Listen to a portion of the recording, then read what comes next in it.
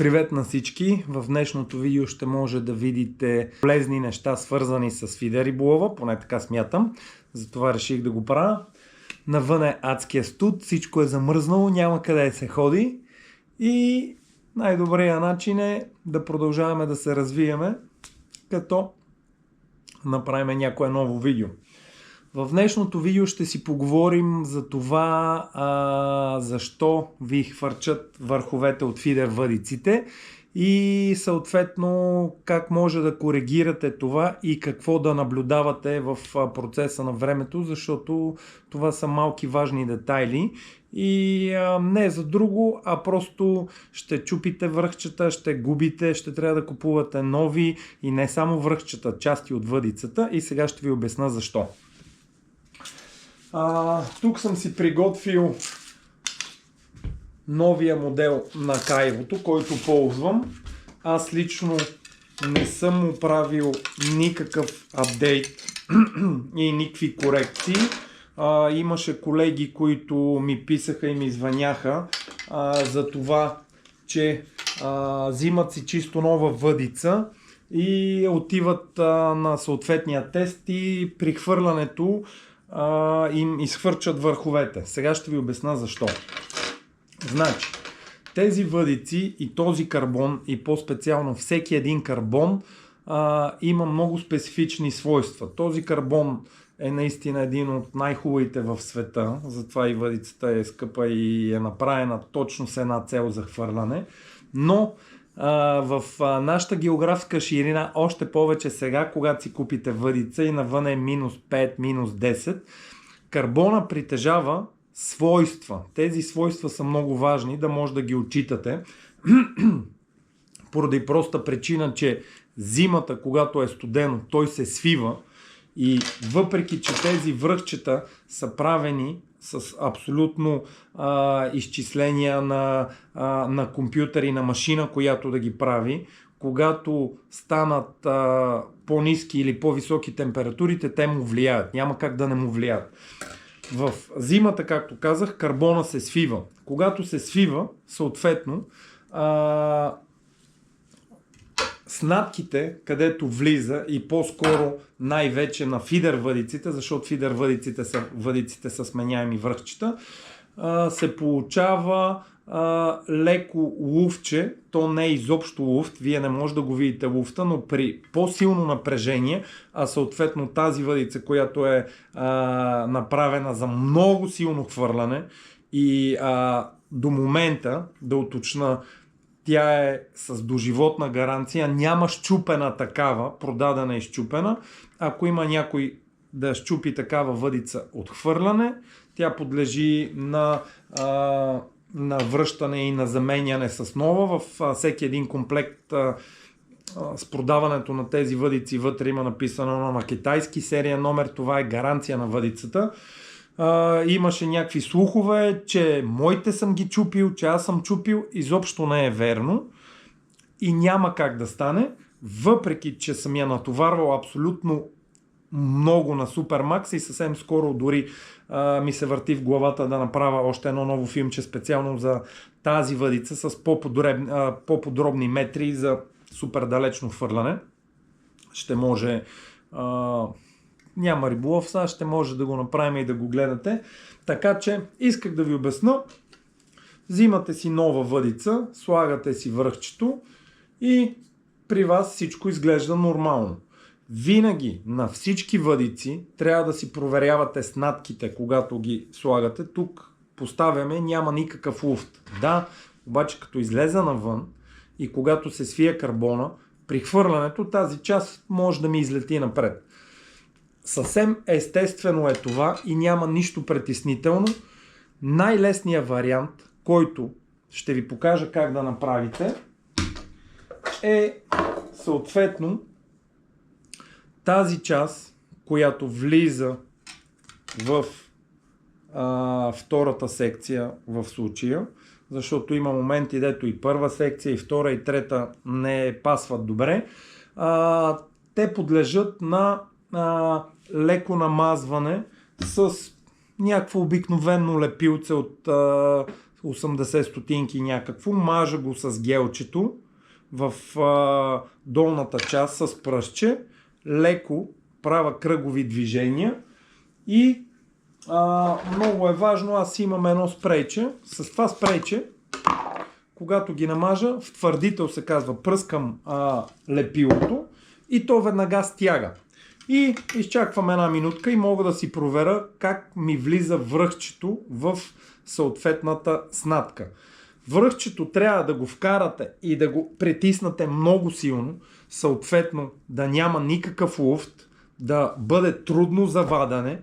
Ето това излиза лесно, защото това е 5 унцията, а това е 6 унцията, която леко съм намазал и която съм коригирал, защото работя предимно с него. И не съм имал нито един проблем от хвърляне и излизане на върха. Връхчето влиза точно до определената точка. Разбира се, натискам го супер силно, за да не мога да излезе. Абсолютно невъзможно е да ви се получи, когато хвърляте, да ви излезе върха. Корекцията се прави последния начин. Взимате връхчето в долната част. Взел съм едно тук счупено, което да ви покажа всякакви неща на него. Взимам малко от лепилото. Взимам малко от лепилцето и мацвам в долната част, много малко от лепилцето, мацвам в долната част, където трябва да влиза. С пръст ето така го разнасям надолу, защото тук ми остава най-широката част. Така, разнасям го лепилото. По абсолютно никакъв начин няма как да навредите на върха или дори да е част от въдицата. Сега ще ви покажа из въдица и ще ви разкажа защо. Пръскам го и то вече се е втвърдило. В момента, в който пробвам да влезе и не се получава, е хубаво да имате макетно ножче, а още по-хубаво е да имате малко шкурка. С шкурката хващам и почвам леко да правя кръгови движения. Съответно изпилвам тази част, която съм нанесъл с част съм нанесъл от лепилото. Когато я изпилите, първо, че не отразявате по никакъв начин, разбира се, както показвам, пила до тук, докъдето трябва да влезе, държа и завъртам. Ето. По този начин намалям неговата ширина и то става абсолютно годно да влезе и да си коригирате така, че да бъде плътно и да нямате проблем. Интересна част от това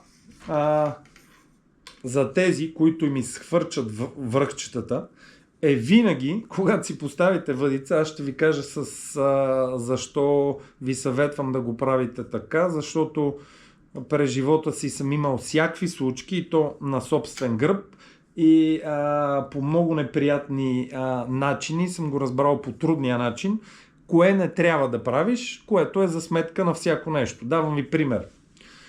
Исках да си купа на един Matrix връх петица, който е дебел, да ми помогне да хвърля много. Преди години беше много трудно, поръчах го от Англия, чаках го може би 40 дни, дойде връхчето, слагам го, отивам на язовира и казвам, леле, колко е хубаво, сега е стегнато, това как ще хвърля, взимам въдицата и почвам да правя едни такива движения, както хвърлям.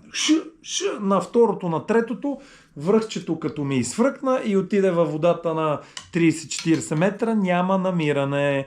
Не стига, че беше 50-60 лева върха, не стига, че изобщо не успях да го тествам, да лова с него, директно го фърлих във водата. Имате ли да правите някакви тестове на въдица без влакно и без сложен метод или улово, винаги хвърляйте в посока на поляната или някъде, където ако ви фръкне някоя част, да може да си я взимате.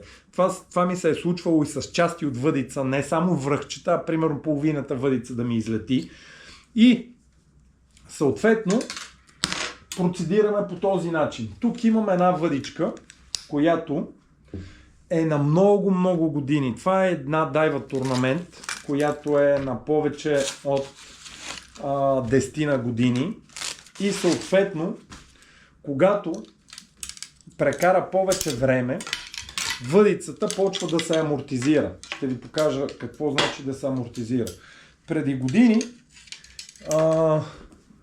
години тези секции, дето влизаха в нея, това е втора и трета секция, не е върха, а по-назад въдицата.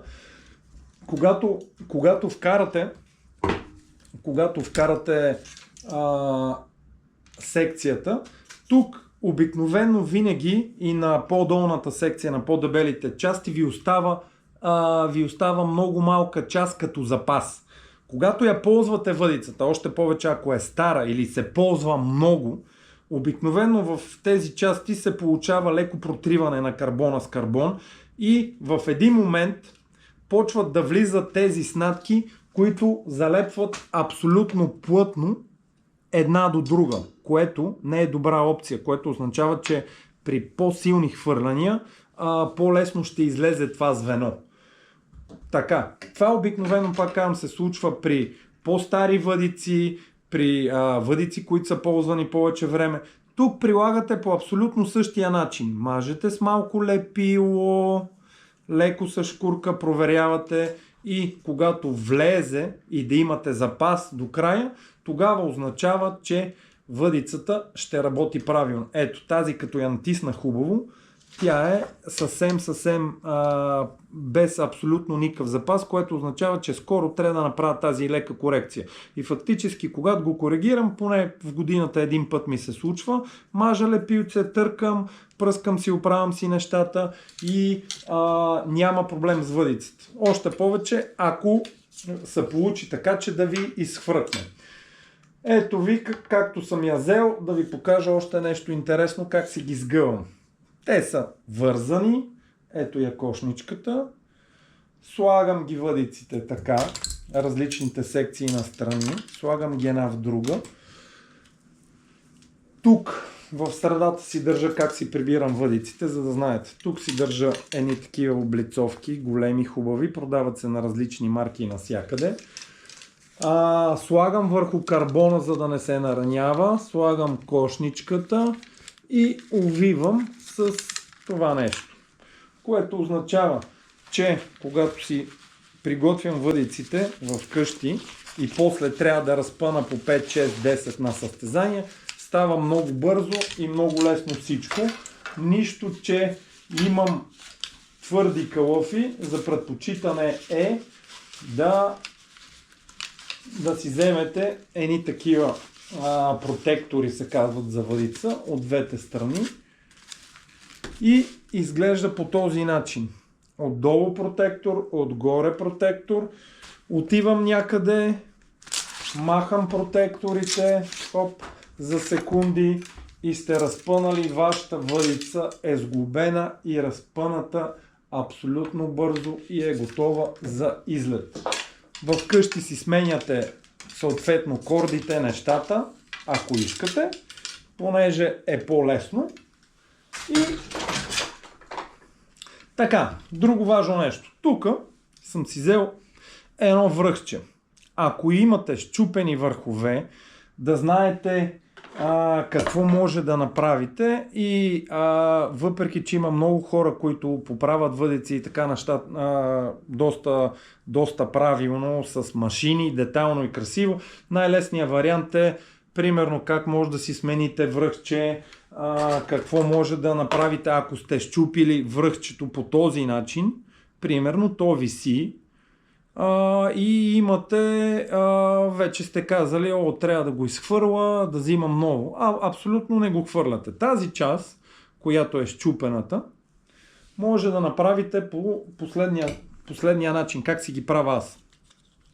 Взимам си едно влакно, в случая много тъничко, плетеното 8-нишковото е най-здраво. Взимам си едно парченце от него, защото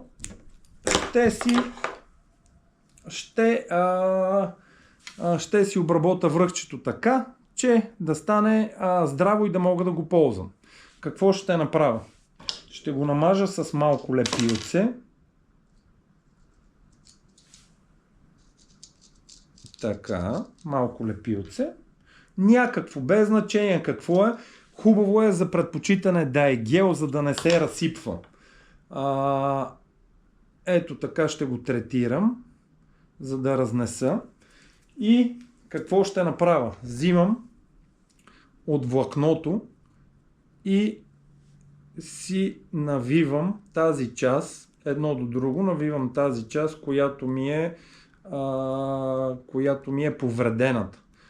Когато си навия тази част, минавам малко напред, малко назад. С тънко влакно е хубаво, защото по този начин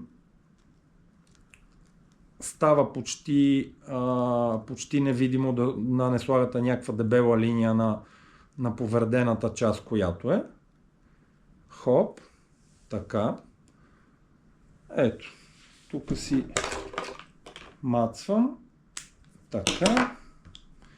Мажа го с лепило пак отгоре, тук където съм го навил. Разнасям лепилото по същия начин, както ви показвах с пръсти, като го разнеса. Фактически плетената линия ще стане тази корекция, която ще го държи. Трябва да изсъхне около една минутка. Както виждате, въпреки че не можах да го навия, трябваше да го навия по-стегнато. Аз ви показвам на бърза част. Както виждате, може да си го ползвате. Още не е стегнал съвсем лепилото и аз го натиснах, но една минутка му трябваше да го задържим. Но общо, това е принципа да си направите връхче или да си ремонтирате връхчето като вариант. Друг вариант е, когато трябва имате проблеми и когато сте счупили съвсем малка част от върха. Върха се сваля най-лесно, когато го нагреете с запалка, обаче трябва да знаете, че трябва да го държите, защото обикновено когато излиза, изхвърча някъде и няма да може да го намерите. Дали с клещи или с ръце, хващате връхчето, нагрявате го, когато го нагреете, то излиза лесно. Ако ви остане част вътре да е счупено, ето колко лесно излезе връхчето. И примерно, изрезвате тази част, аз в случая съм си взел едно счупено връхче, което искам да го поставя на тази въдица. Сега, взимам връхчето и искам то да ми бъде тук. Това връхче е прекалено малко за тази част, която съм я счупил. Затова леко отпред с едно макетно ножче, като правите едни такива движения, сваляте от горната част от карбона. Намаляте му фито, така да се каже. И съответно връхчето ще може да влезе. Което означава, че ако ви е това връхче и сте го счупили тук, режете го с ножичка, хубаво с нокторезачка или ножичка, почвате да го оголвате малко и след това си го вкарвате по този начин. Ето, като стегна лепилото, вижте как хубаво. Ето, не съм го направил толкова детайлно, но го стегнах. Ето, вижте, сега ще го счупа наново тук, където хоп, където беше. Дори трудно се чупи, където беше старата част. Ето, заради кордата, какво се получава. Може да си го оправяте както искате. Така. Значи, намалям частта, като фактически дялкам съвсем горната част. Проверявам дали ще влезе. Ето, стана топ. Разбира се, сега ще го намажа малко с лепилце. Само, че да го направя малко по-хубаво, да влезе по-навътре.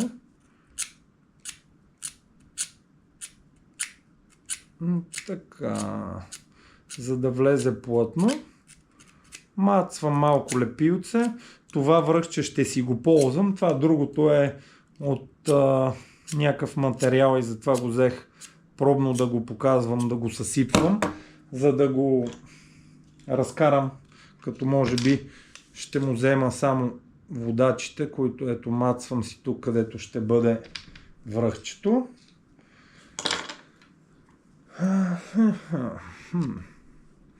Взимам си връхчето, което от другия вкарвам го хубаво, гледам да бъде по права линия, за да така, да бъде от права линия и е готово. Ето. Имам си едно ремонтирано връхче, направено. Тук сега ще го оставя да изсъхне хубаво. Тези може да си ги свалите водачите от стари върхове, да не ги хвърляте, за евентуално ако щупите някой и ви трябва, да може да ги вземете и да ги ползвате. Като свалянето на връхчетата, ако искате да ремонтирате тази част на бланката и да остава, винаги става от вътрешната част, не отгоре и не по посока към върха, а обратно. Вътрешната част назад с макетното ножче, когато го режете. Чакайте това да го напна, за да се вижда по-добре. Ето. Когато решите да го сваляте, тук имам метал, ето как се получава, защото е по същия начин свързано. Това е с някакъв конец, отгоре е с лак намазано.